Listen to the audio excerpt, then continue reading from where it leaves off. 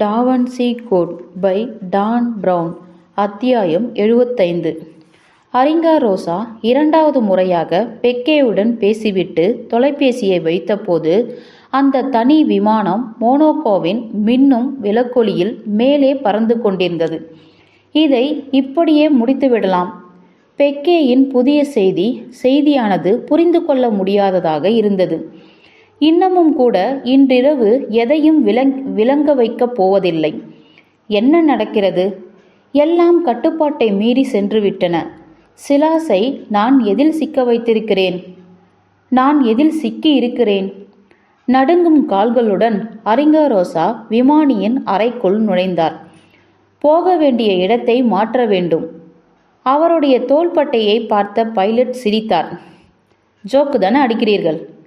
இல்லை, நான் உடனடியாக லண்டனுக்கு செல்ல வேண்டும். ஃபாதர், இது தனி விமானம், டாக்ஸி அல்ல. நான் உனக்கு கூடுதலாக பணம் தருகிறேன். நிச்சயம். எவ்வளவு வேண்டும்? வடக்கு பக்கமாக லண்டனுக்கு செல்ல 1 மணி நேரம்தான் ஆகும்.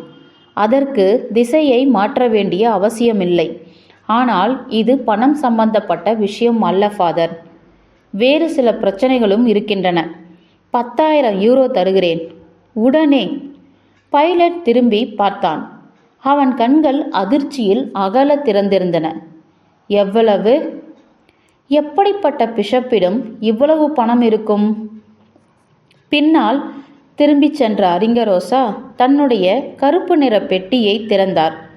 பாண்டு பத்திரங்களுள் ஒன்றை எடுத்து வந்து பைலட்டிடம் கொடுத்தார். என்ன இது? என்றான் பைலட். வாடிகன் வங்கியில் பெற்ற 10,000 யூரோ மதிப்புள்ள பாண்டு பத்திரம். பைலட் சந்தேகத்துடன் பார்த்தான். இதுவும் அதே பணம்தான். பணம் என்றால் பணம்தான் என்ற பைலட் பத்திரத்தை அவரிடமே திருப்பி தந்துவிட்டான்.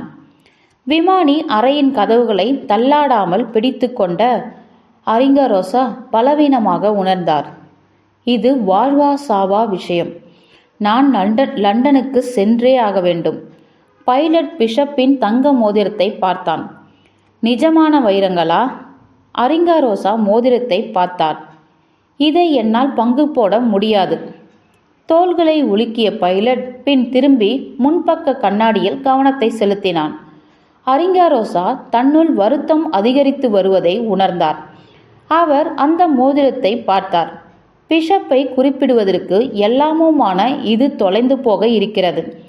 நீண்ட கணத்திற்கு பின்னர் விரலில் இருந்த மோதிரத்தை கழற்றிய அவர் அதை பைலட்டிடம் முன்பாக வைத்தார். விமானி அறையிலிருந்து மெதுவாக பின் திரும்பிய அரிங்காரோசா தன் இருக்கையில் அமர்ந்தார். 15 நொடிகளுக்கு பின்னர் பைலட் வடக்கு நோக்கி திருப்புவதை அவர் உணர்ந்தார்.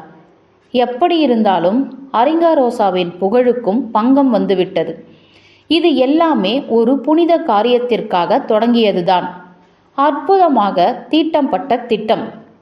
இப்பொழுது சீட்டுக்கட்டு வீட்டை போல அது சரியத் தொடங்கிவிட்டது. முடிவு எங்கே இருக்கிறது என்று தெரியவில்லை.